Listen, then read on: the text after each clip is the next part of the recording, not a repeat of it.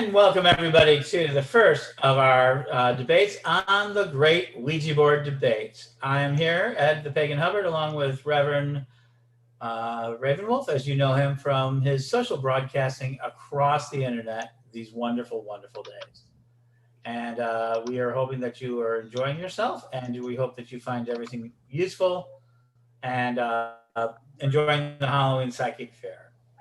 Hi, RJ. Are you ready for this? Oh, absolutely, yes. Okay. So the basic structure is that Ravenwolf is going to give the opening statement to why what are you, pro or con? Pro. You're pro Ouija board? I'm pro them, yes. I did not know that. Yes. No, I've always been a fan of them. The reason why I speak a lot about them is I want people, in my opening statement here, is I teach Ouija boards, and one of the reasons why I'm pro it is I believe that Ouija boards offer a unique window to spirit That communication. throws me. I thought you were very anti-Ouija board. No, I'm pro them. I actually have two. I got my first when I was 11, and I'm now almost turning 46.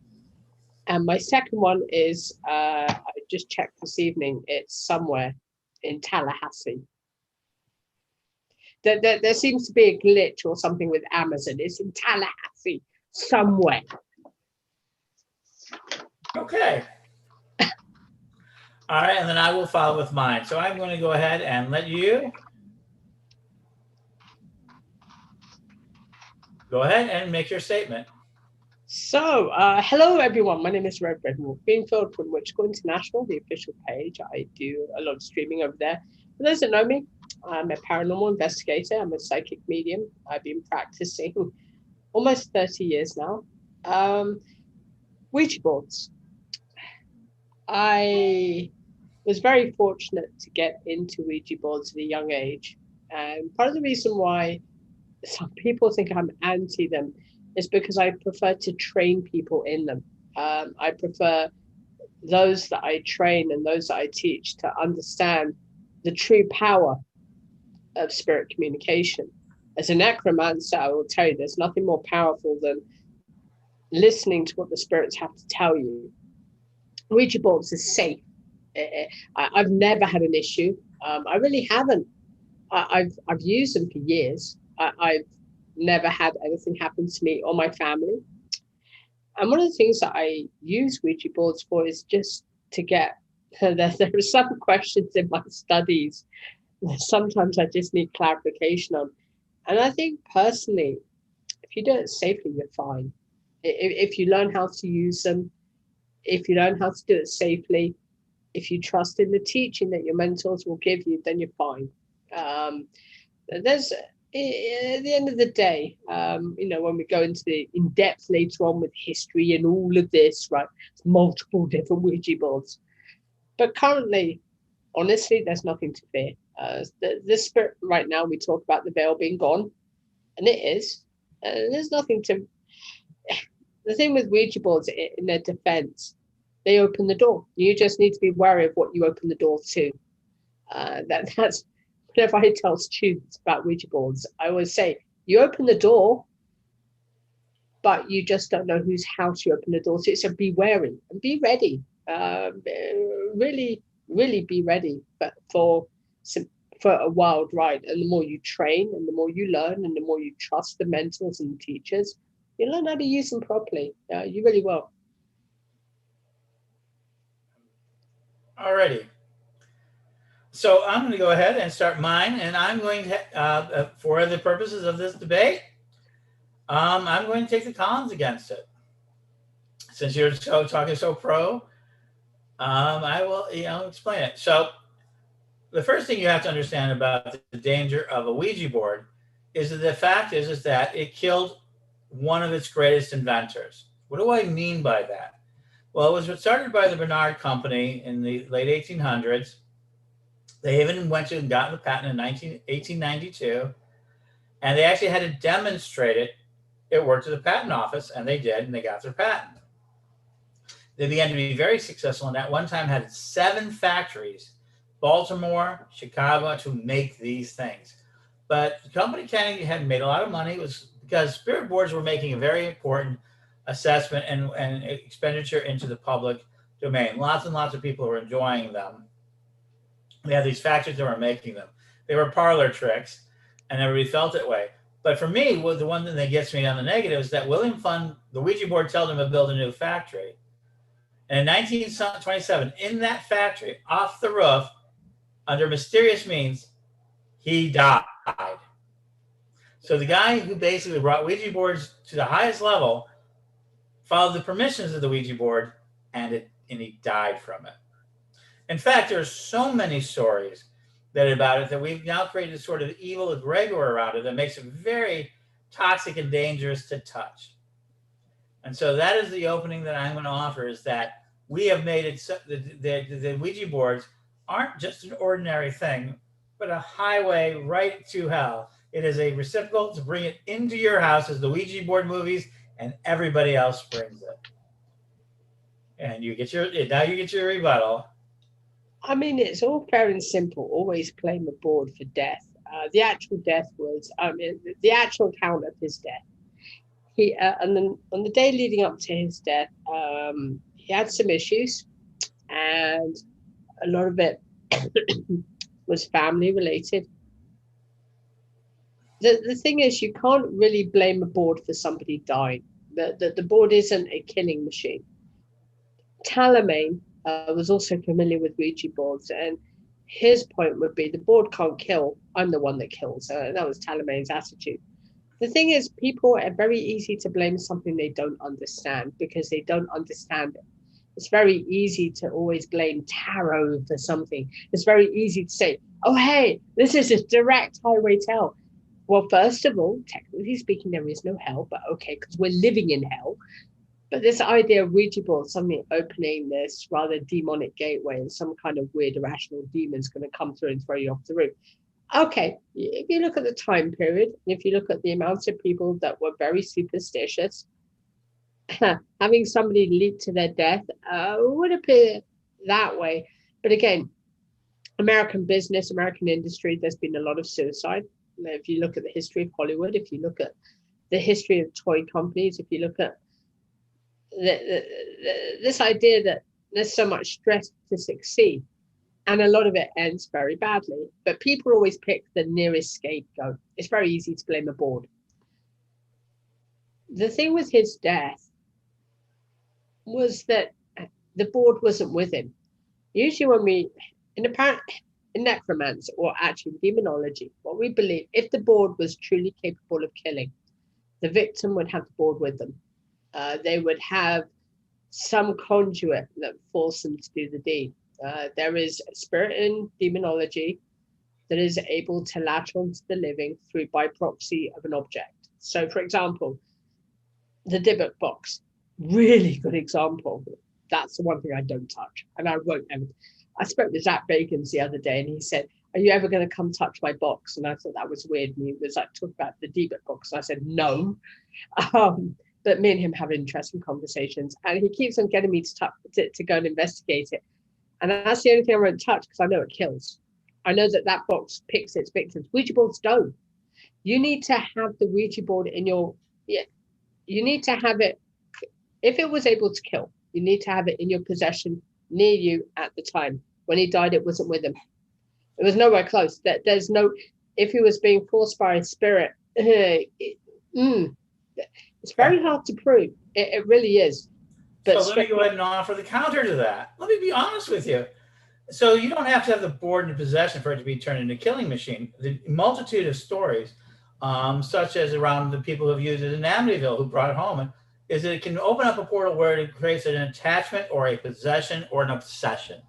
But with this guy, there are many pathways to demonic energy. Is that you got to understand there are 7 levels to possession. Yeah.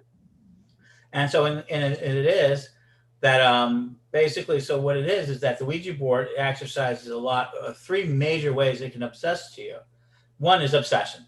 You get obsessed with the board, must have its demand, you must have an answer. You keep going back to it. So there's a really good possession energy to it. The second thing is that by attachment, he could have been killed by an attached spirit. It could have been a spirit that attached to him, so he didn't need the board anymore, but that in fact it brought his attachments into it. So people can walk away if they don't know what they're doing, even if they do know what they're doing. And possessions, and the last form of possession is a direct, I can be taken over. Yeah. You're allowing that it is. So there's so many people have gone from Ouija boards to mediumship, and in fact, we're mediumizing or channeling the spirit of the board through them. So they've opened themselves up to spirit uh, demonization. In fact, the Ouija board's number one skill is to give permission to people to feel possessed, obsessed, and in control, being controlled by spirits. That's the official statement, but is it really true? Would be the other hand. I had her when I visited Florida many years ago. I visited one of Roland's children. Roland's no longer with us. In life, Roland said the reason why he used the board was to his aunt. His aunt was a spiritualist. Roland never actually openly admitted he was possessed. It was forced on him by the church, and it was forced on him by his family.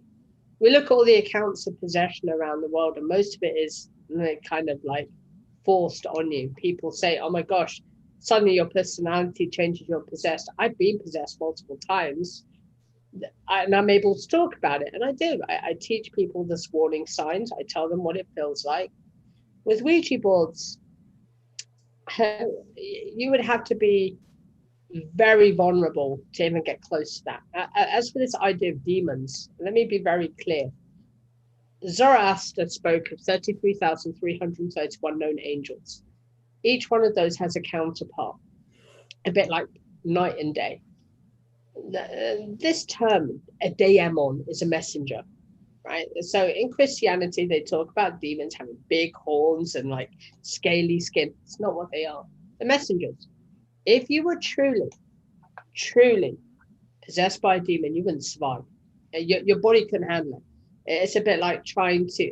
I always use the example of it's a bit like an elephant trying to fit into a human shoe. Not going to happen.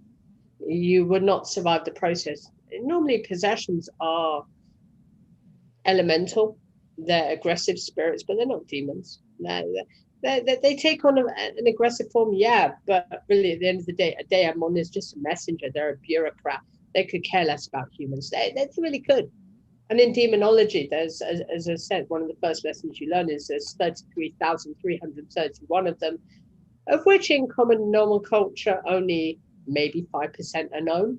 The rest are still out there for paranormal investigators and demonologists to find out. We rely on necromancers to help. But really, if you were possessed by a messenger, you'd die. There's no... what Roland was possessed by, and one of the things that he told his descendants, he had a daughter. She was turning 13, and this couple years before, sadly, the events that Roland's daughter learned from him a very important lesson, that he wasn't possessed by a demon, but he told her to learn what it felt like. And she used a Ouija board, and she still does. She's in, oh, bloody hell, where is she now? Because I spoke to her the other day. I should know. She's in Tampa. And she actually is an advocate for Ouija boards, but she refuses to ever link herself with Roland's past. And she refuses to talk about it. But she says, she was one of these people that said, no, it wasn't demonic. What Roland was possessed by or even attracted to was his aunt. And what the board did, it didn't give him his aunt, but it gave him an elemental. And that's what caused everything. So really, this idea of demonic possession, demons killing you, how Ouija boards have affected people is through fear. Once you buy into fear, fear controls you. It really does. And if you let fear control you, much like in hoodoo, then it kills. I've seen multiple accounts of hoodoo killing. It's one of the things that really angered Marie Laveau, to the point where Marie Laveau's, and when she found out that hoodoo was killing people, she really launched a tirade. It's about fear. It's how Ouija board does kill. It's fear. Oh my gosh, we're playing with a Ouija board. Suddenly, a window in my home accidentally broke. A door open. We hear footprint. If you if you buy into fear, fear controls you. Once fear controls you, you get to the point of no return, then it kills. It doesn't mean it's demonic. I know there's been a lot of deaths with Ouija board, but I think fear has killed more people, if anything. So my rambling friend. I'm So sorry. like, was there a coherent point to that piece? I'm not quite sure. So the truth is that you have to deal with the fact that basically Ouija boards. So let me offer the counter.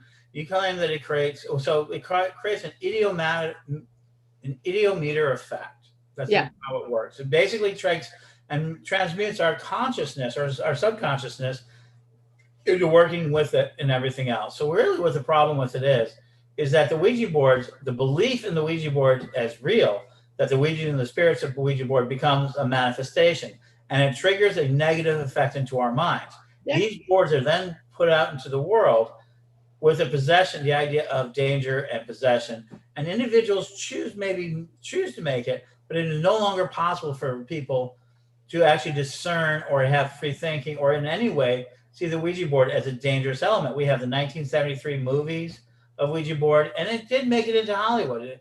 It was on the sets of Bewitched and I Love Lucy. And there are stories about both sets having problems when they brought the Ouija board onto the set.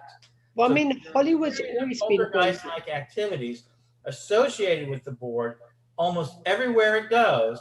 And in that moment, people believe the spirits and possibly are used as a trigger device by very high level spirits. You call them demons. Some people call them other things that may have been triggered to seek access into this world. In fact, the entire Ouija board process, including the talking boards, may have been under the command of a minor demon who's now an archdemon because he's gotten the world to accept the fact that we've got all these portals entering into the world. So when people tell you that it is fear or psychology or anything else, could it very well be more than that? Could it be that we are really looking at and dealing with the idea of a possessive entity right behind it? Are these Ouija boards, even if in themselves are looked at as benevolent, have gotten such a history, such an egregor, such energy behind them, could we now be looking at a massive obsession and possession of the world? No, not even close. Hollywood's always been haunted from the get-go. R.G. Whiteley, when he took over from Wilcox's grand design, brought with him the architecture of the occult. Hollywood's always had issues. It didn't need a Ouija board. All of LA's haunted. R.G. Whiteley brought with him architecture, but he brought with him a very twisted form of using symbolism. Shocker alert, R.G. Whiteley had a Ouija board installed underneath MGM, what would become known as MGM Studios.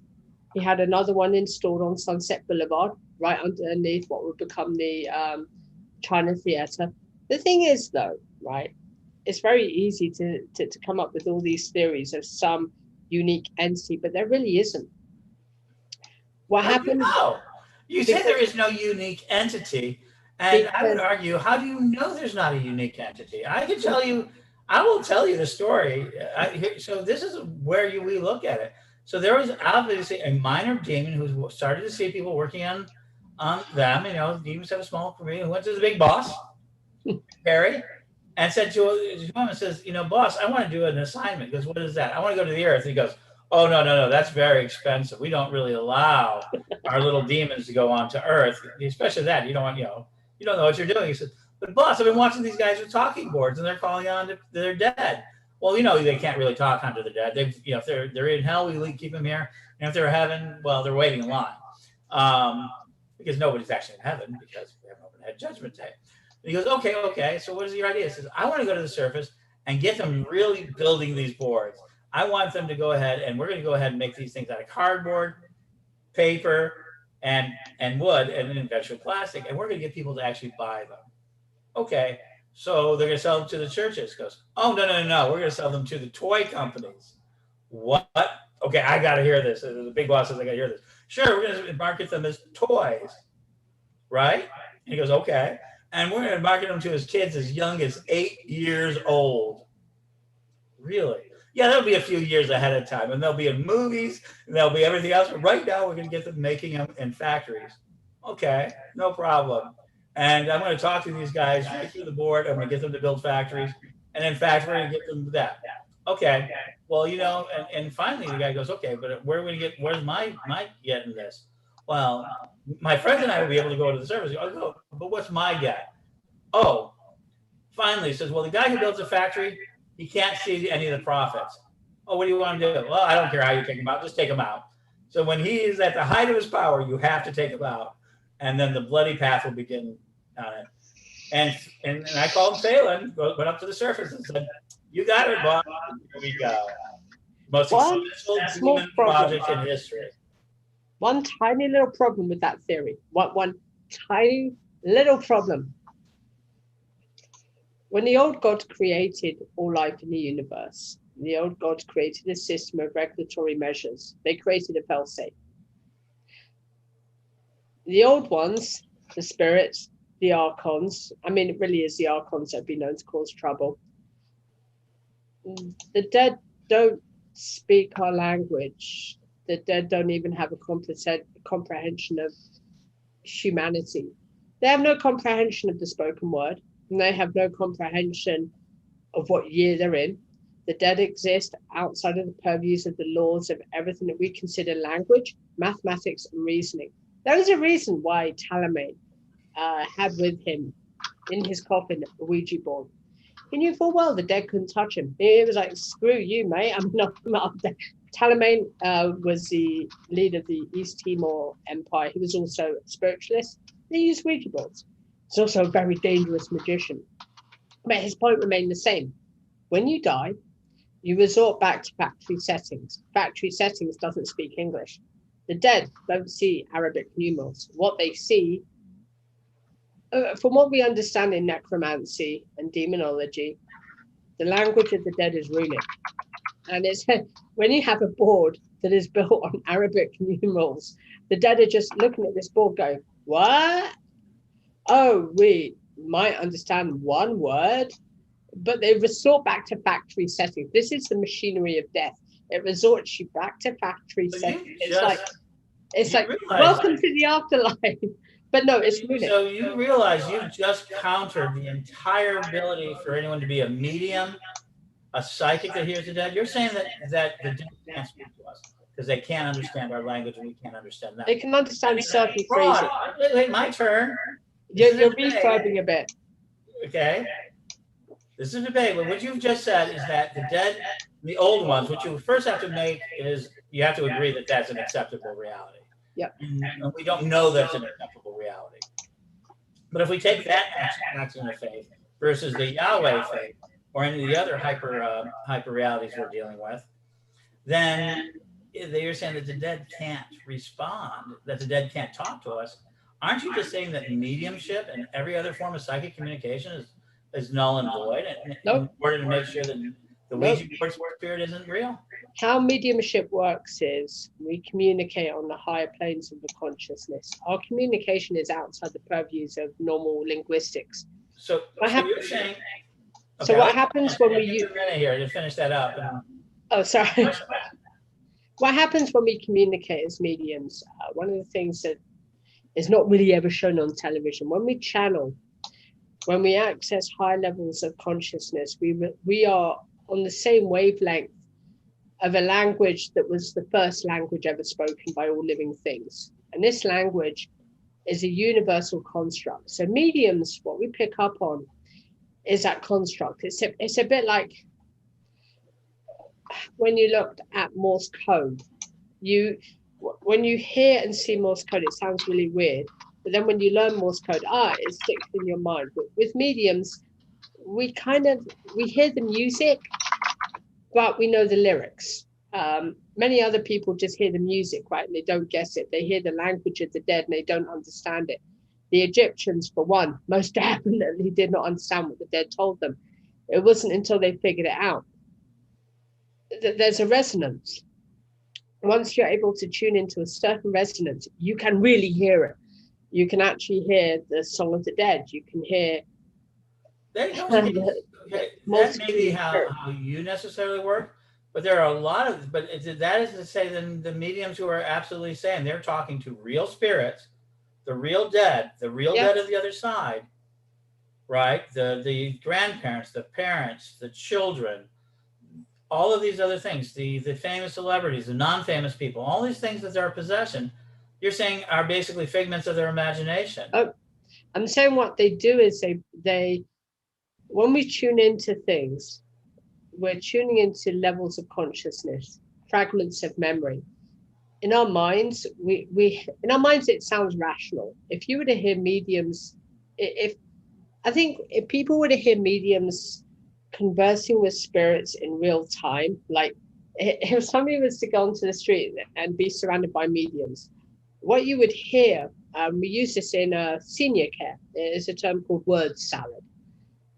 Normal people would hear a whole conversation that makes absolutely no sense. We call this word salad. It's associations. It's different words meaning certain things. Mediums, we have the ability to put everything back together. When you die, what happens is very simple. You cross the, well, now that veil's gone, that's a different topic. Usually what happens is you cross the veil, you either remain behind because there's unfinished business or you move to Summerland. There's other phases you might go through, but language, that the dead are always talking, but what they talk in is a word salad. What Ouija boards offer, and here's the caveat: if you die, if you had died within the change to the human language, then you can use a Ouija board. But if you were trying to communicate with spirits that are ancient, no, it doesn't work. If you try to communicate with a spirit in German, good luck. You'd need to know German. Wherever that spirit died, and if you were to try to use a Ouija board in that location, you need to know the language because that's what they understand. What you would get, the word salad, all the words are phrasing. No, mediumship is not null and void, but what we do is we're able to put the pieces back together using the means available to us, right? All right. I will tell you, I did a seance the other night. I know, we all saw it. No, not that seance. I did a seance for a client nearby and sat down with him and his family.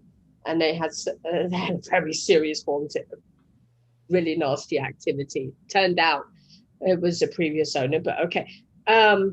What I was hearing was a word salad. It was along the lines of phrases that the spirit remembered. And the spirit died in the 1950s. So he was remembering certain things, like there's a certain type of hair gel, a certain type of car.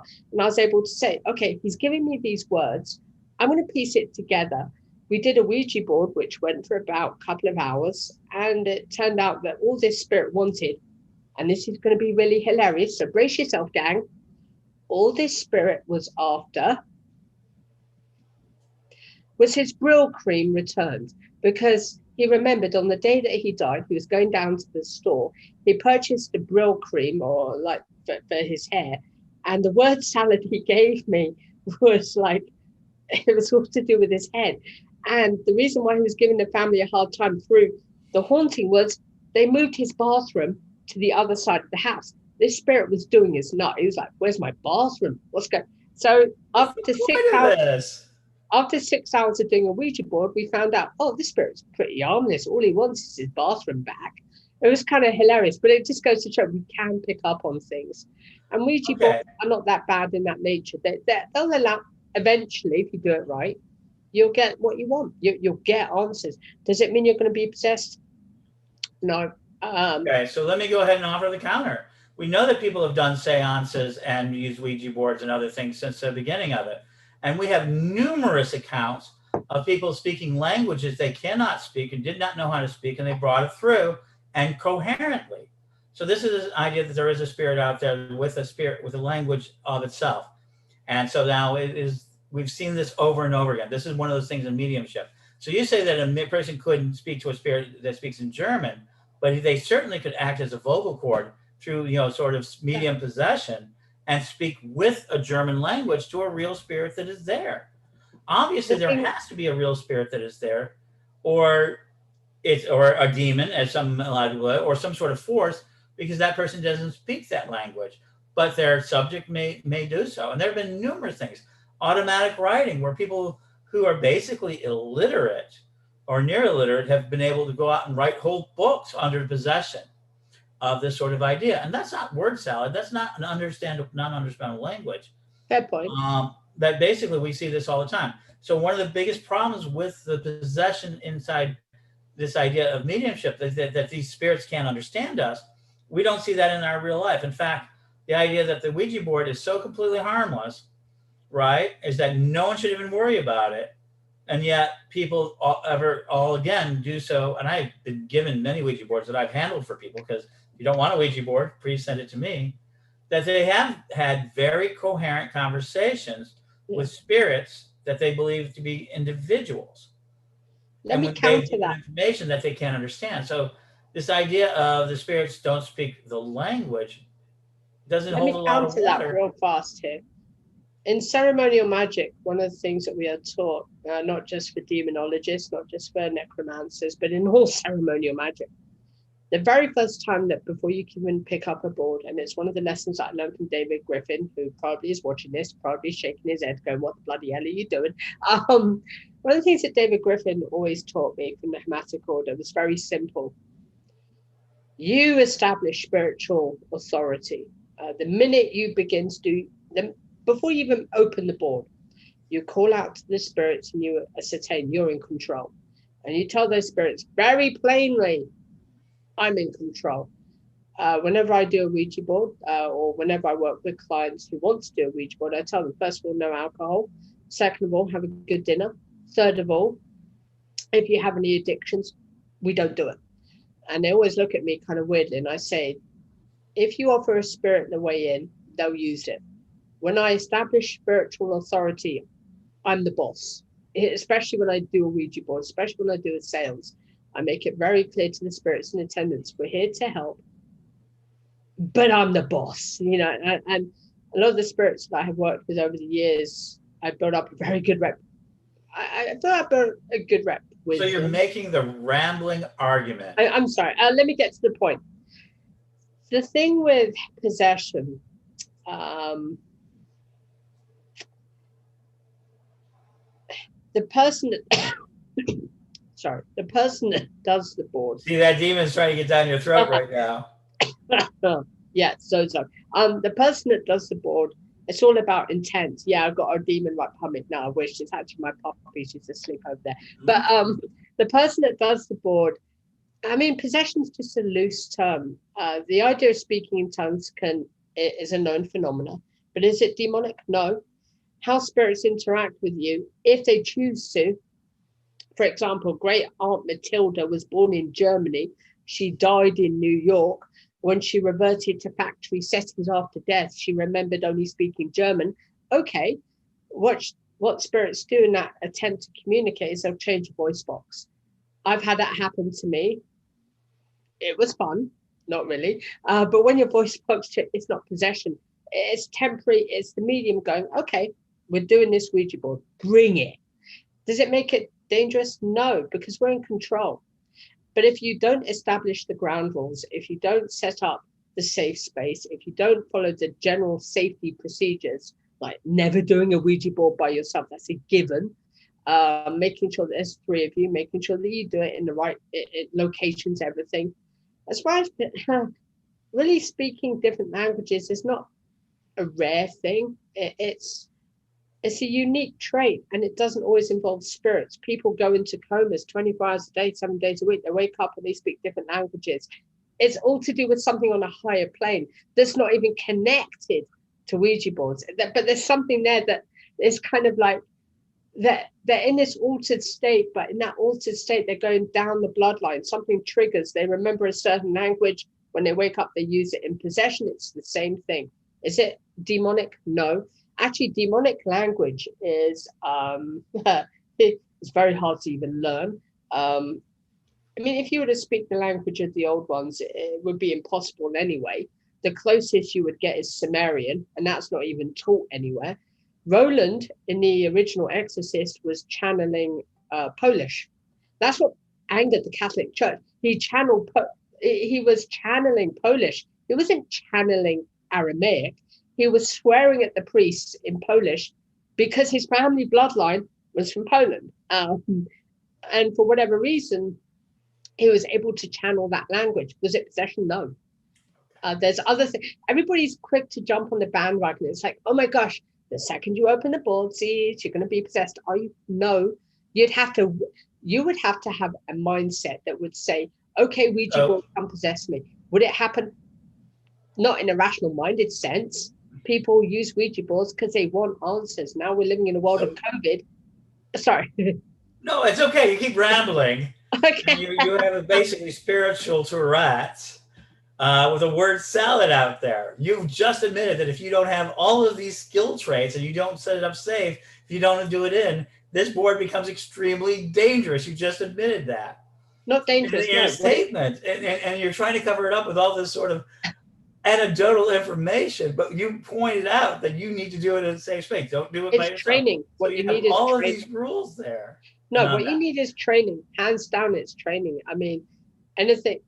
I was raised in the Persian school of magic, really, and it all involves training. I got my first Ouija board when I was 10.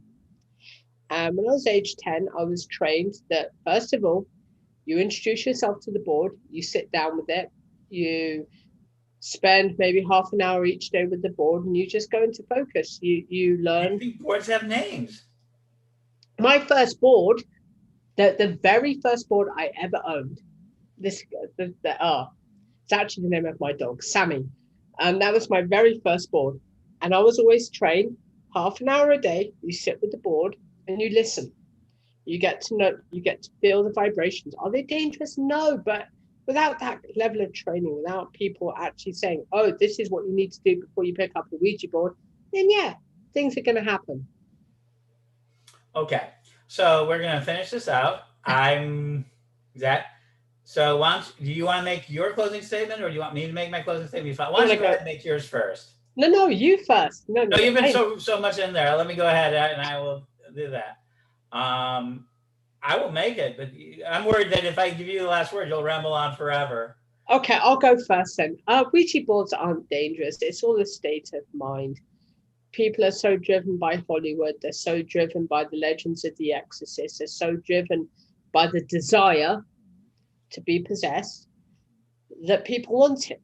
The more we desire for things, the more you get it. It's how the spirit realm has always behaved. The spirit realm is designed to make you at peace, but boy, if you tell the spirit realm, hi, my name is Joe Blogs, I wish to be a host for a spirit, the spirit realm can be like, okay, no problem, mate.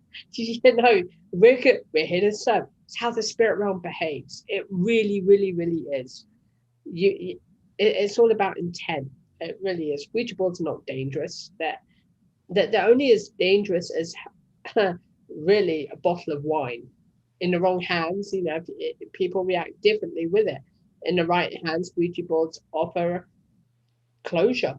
That they offer a chance that millions of people around the world wish they could have had in life, especially now with COVID. You get COVID, you're admitted to hospital. There are stories after stories of families never getting closure. Ouija boards give you that, and they give you that chance to say goodbye. Are they dangerous? No. And as we'll see over the next couple of debates, I will hem it in. They're not dangerous. They're really not.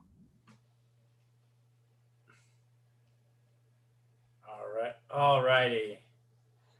So to take the counter view, so what we see in Ouija boards is a dangerous cultural icon that is a slippery slope into dealing with unseen forces. And if your world structure isn't ready to deal with it, you don't know how to deal with it. And because of that, they become a very dangerous game for most people. In fact, the reason why so many people have so many difficulties is as my rambling opponent has made out very clearly, that you shouldn't even touch these things, unless you've had a high order of training. These are not devices for 8-year-olds that are being put out there. And in fact, because it is a cultural icon of such great importance and that has been built into our sort of psychology, as being the slippery slope into hell, it has become that each one of them becomes possessed of it. And the fact that we even admit that these boards have names shows that they have a possessive nature. And in fact, the obsession and possession of the board to an individual is greatly. And you might as well give it to an 8-year-old, because there is really no safe way to do it without high level occult training. This is what everybody claims. Everybody says it's so dangerous that you have to use high level occult training. And so that in using it, it can do so. And remember, it has killed a number of people that have been associated with Allegedly. it, directly or indirectly, that these stories have come out there. And these stories make it even more possible. There is even stories about suicides because what Ouija boards have said. So this is a really dangerous place for those with a vivid imagination and a lack of training can create themselves a nightmare to the point where they bring poltergeist activity into their world, as we've seen in movie after movie, after point, and do so. We will and do so. So that's my con. We've heard the pros. What do you think, folks? Answer into the questions, answer into the responses. Tell us what you think, and we're going to be back next week where we're going to try to even make even tighter arguments about the use of Ouija boards. What do you think? Next week, ready for next week? Oh, absolutely. Bring it on. All right. And this is Ed the Pagan Hubbard and signing off. And then we will, if you are a member of the Halloween Psyche Fair, we will continue to answer questions. And but if you're not, you should become a member of our Psyche Fair because we're doing lots and lots of fun activities. Thank you very much, and talk to you soon.